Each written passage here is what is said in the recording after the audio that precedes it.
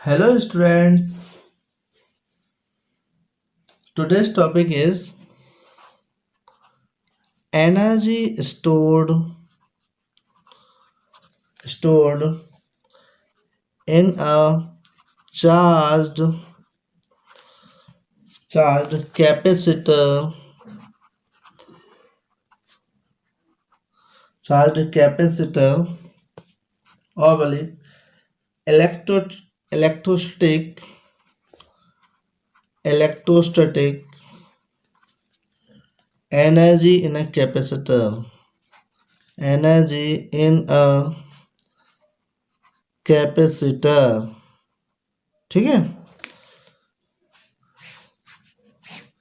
मतलब energy store in charge capacitor, एक capacitor में एनर्जी कितनी स्टोर होती है उसके लिए फॉर्मूला ड्राइव करना है। ठीक है, अब आपके पास में कैपेसिटर तो आपने देखा ही है, तो कैपेसिटर तो बनाने की जरूरत नहीं है।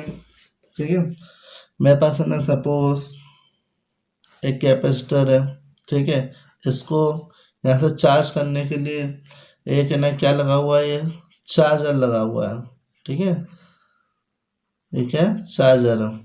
और ये प्लेट कैसी पॉजिटिवली चार्ज है, ये प्लेट कैसी नेगेटिवली चार्ज है, और यहाँ से लगा हुआ है चार्जर। और इलेक्ट्रॉन इस साइड में जाते हैं और और यहाँ से ऐसे आते हैं। ठीक है, ये इसकी डायरेक्शन हो गई, ये चार्जर से। अब सुनो ध्यान से, क्योंकि इलेक्ट्रॉन ही मूव करते हैं। ये मैंने चार्जर लगा दिया, चार्जर के पास पता है क्या है, प्लस माइनस एंड है। अब सुनो ध्यान से, let Q be the charge on that capacitor. एक किसी समय पे उस पर जो चार्ज है वो कैपेसिटर पे कितने हैं, स्मॉल क्यू है। जो प्रोसेस है मैं जो आपको बताने जा रहा हूँ, ये क्या करते हैं, किसी भी कैपेसिटर को चार्ज करने के लिए होता है। ठीक है, वो process.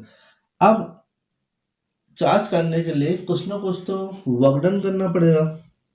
some work has to be done to transfer charge from one place to another place of the capacitor। एक कैपेसिटर के एक प्लेस से दूसरे प्लेस में चार्ज ट्रांसफर करने के लिए कुछ ना कुछ तो वर्क डन करना पड़ता है। That work done is stored in the form of electrostatic potential energy. ठीक है, वो जो वर्क डन है वो क्या कैसा होता है, stored as electrostatic potential energy in the capacitor. मतलब कैपेसिटर की इलेक्ट्रोस्टैटिक पोटेंशियल एनर्जी फॉर्म में सेव होता है। सिंपल सी बात है। अब देखो मेरे पास है ना फॉर्मूला था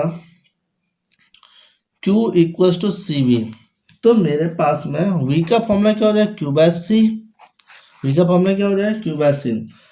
अब अगर चार्ज ट्रांसफर करना है तो ये ना Q चार्ज है, तो थोड़े चार्ज मतलब स्मॉल चार्ज DQ ट्रांसफर करना है, तो उसके लिए स्मॉल वर्क डन की रिक्वायरमेंट होगी। Small work done has to be required. तो स्मॉल वर्क डन निकालना है तो स्मॉल वर्क डन का फॉर्मूला क्या हो जाएगा, पोटेंशियल इनटू चार्ज।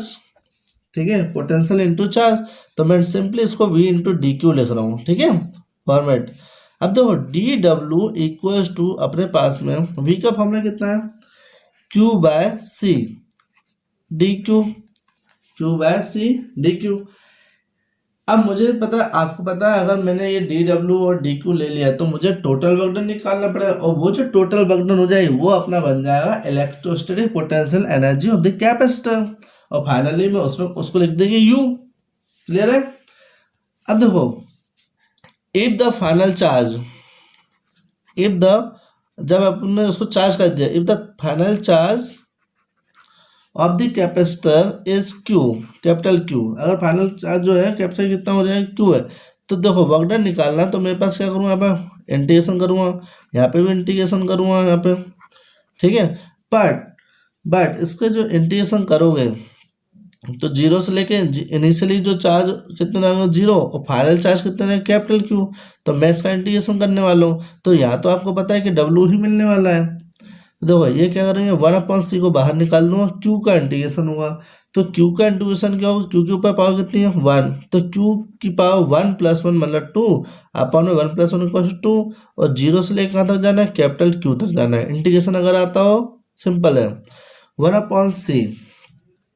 अब क्या करोगे, upper limit minus lower limit, तो आपको क्या मिलेगा 1/2c क्यू स्क्वायर। तो ये हो गया पोटेंशियल एनर्जी, ठीक है, इलेक्ट्रोस्टैटिक पोटेंशियल एनर्जी। अब इसके दूसरे फॉर्मेट भी बना लेते हैं फॉर्मूले के। तो देखो Q इक्वस टू होता है CV, तो मैंने इसको पुट कर दिया U equals to 1/2CV² divided C।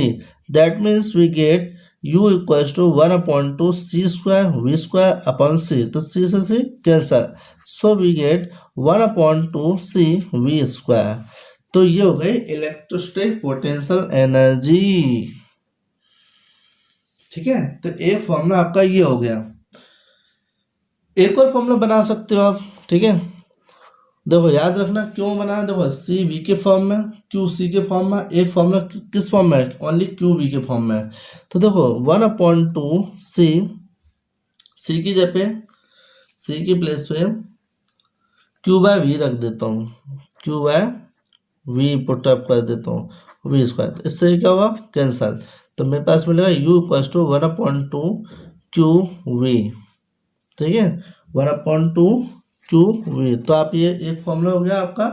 तो ये एनर्जी ऑफ द कैपेसिटर हो गया, ठीक है।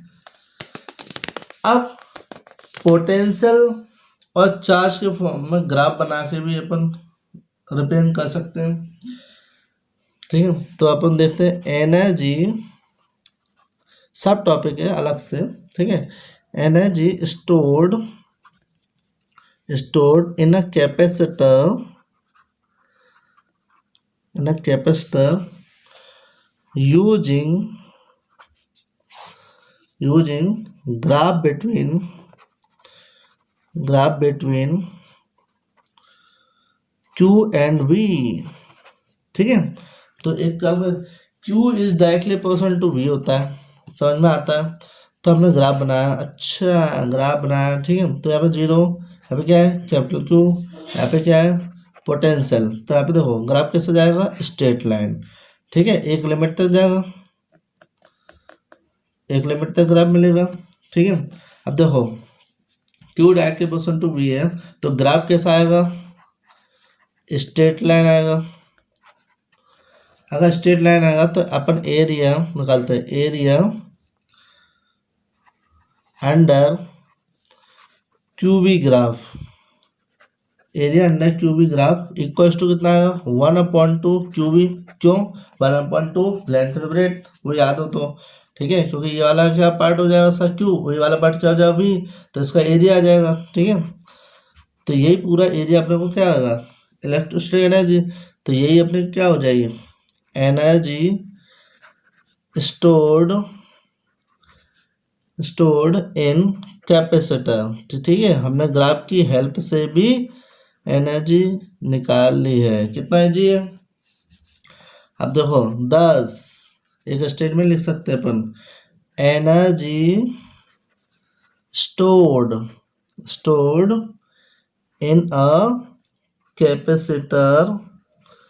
Capacitor equals to area under QV graph, area under QV graph, ठीक है। Energy stored in a capacitor equals to area under QV graph, मतलब energy stored in capacitor अपन ग्राफिकल मेथड से भी बता सकते हैं अगर क्वेश्चन आ जाता है पेपर में, ठीक है। अब नेक्स्ट लेक्चर में देखेंगे नेक्स्ट टॉपिक, ठीक है। Thank you so much, bye bye, take care.